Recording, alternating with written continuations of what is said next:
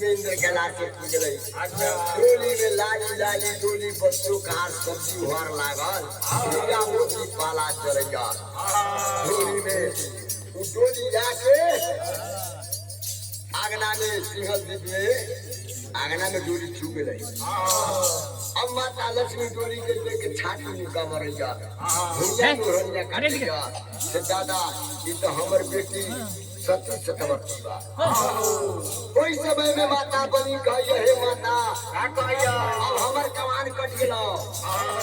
पूरा सिंहल दीप में तू रहा